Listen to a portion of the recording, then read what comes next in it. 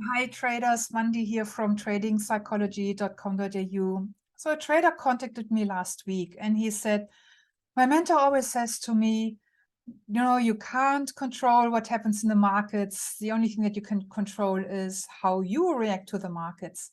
And he's like, I don't know. I try so hard, no matter how determined I am. I just don't seem to be able to do that. I get frustrated. I get angry. I become impulsive and jump into trades, even though I know better. And it's like, I don't know what's wrong with me.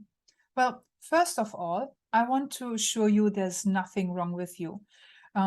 This whole, you can't control the markets, you can control your behavior, that is just complete nonsense.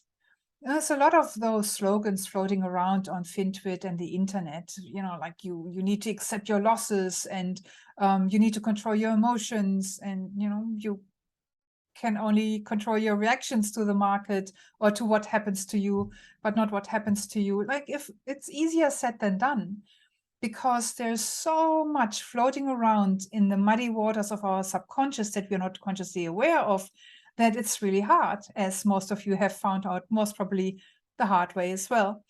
So unless you have a high level of self-awareness, unless you understand the mechanics of how the mindset is created and how you actually can impact and influence and deliberately transform your mindset in such a way that it starts to serve you rather than sabotaging all your dreams and goals. Unless you know how that works, you stand no chance. And so that's why I thought I'm going to create this little video for you guys and share with you exactly that. What is the mindset? How does it work? And how can we take charge and create a mindset that helps us to propel us forward in life? So let me share my screen with you first. So this is an excerpt from a training I recently ran, how to train your mind to get the trading results you want.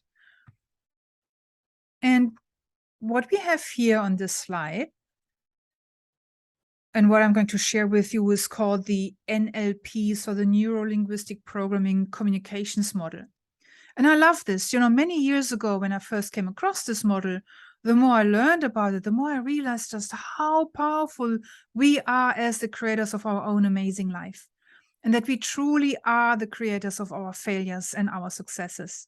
And you will realize we really do have the power to shape our results because we can create change. And once we fully understand how our mind operates, just, as we know how a car operates, for example, then we have the power to create anything that we want in life. So what we see here is this little dude here, right, with a red arrow. That's an external event coming towards him. So could be us looking at charts, or could be us walking down a street. And so lots of information coming towards us. And depending on which scientific journal you read, it's something between 2 million and 20 million bits that come at you at any time. So to give you some understanding what that actually means, just imagine there's 20 million toothpicks coming towards you at your head. Like, you would go crazy, right? Or imagine you have like 2 million tabs open on your computer. It would crash. So, of course, this is really, really hard for our brain to process. So what the brain then does in order to deal with all the information, it distorts, generalize, and delete the information that's coming at us using these filters. So it's called the time and space filter, language filter, memory filter, traits, decisions, attitudes, values, and beliefs. So you can see how much filtering is going on in your mind, in your unconscious, that you're not aware of consciously, that then deletes the 2 or 20 million, whatever the number is, doesn't really matter, down to 134. And then 134 pieces of information is still a lot. It then reduces that again to only 7, we call it chunks or pieces of information. So again, from anything between 2 and 20 million down to 7, you can imagine how much we distort, generalize, and delete in our mind. Now, The filters are really important because they are the powerhouses of your life.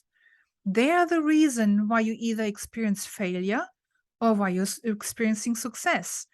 They're the engine underneath the bonnet of your mindset, so to speak. And you have to open up that bonnet of your car, or the hood for my American friends, in order to see what's going on underneath and what you need to change so that you can tune up your car.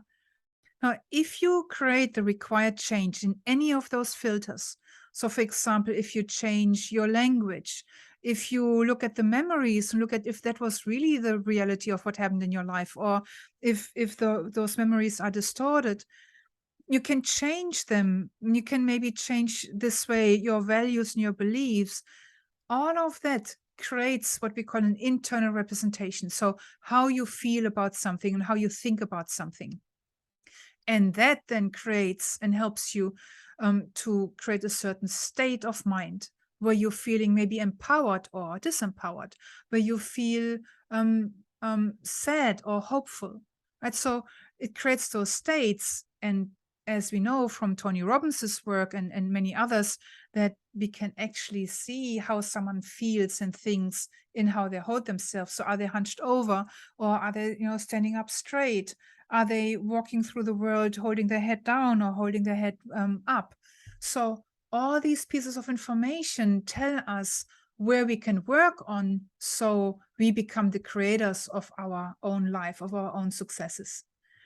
And when we have these internal representations that created the state of mind, that created the physiology, they are the ones who create that behavior. So when you are someone who goes on tilt or who martingales, no matter how much you say to yourself, I am not going to do that anymore, it doesn't help, because where you have to go to in order to stop doing that behavior is those 7 chunks: the time and space, language, memories, traits, decisions, attitudes, values, and beliefs.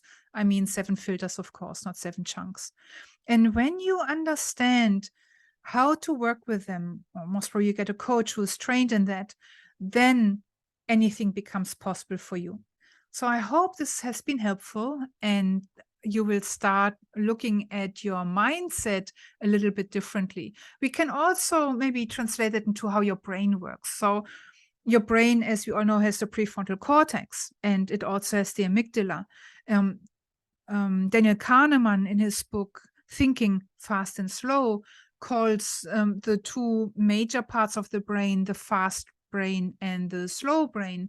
So you have to imagine that those filters here, they're in our fast brain. That's what we process in the unconscious or subconscious level of our mind that we are not consciously aware of. And so what the role of a coach is to help you to become consciously aware of whatever is going on in your unconscious and subconscious. So they're a little bit different, doesn't matter. And then when you become consciously aware of it, then you can change it, because you see, oh my God, this is the reason why I behave this way. So to give you a little example, I was working with a trader who, as a youngster, was always the last one to be picked when it comes to in school, in sports, when it comes to forming teams. And in that moment, he decided that he's going to become extraordinary. He's not going to be ordinary or just average.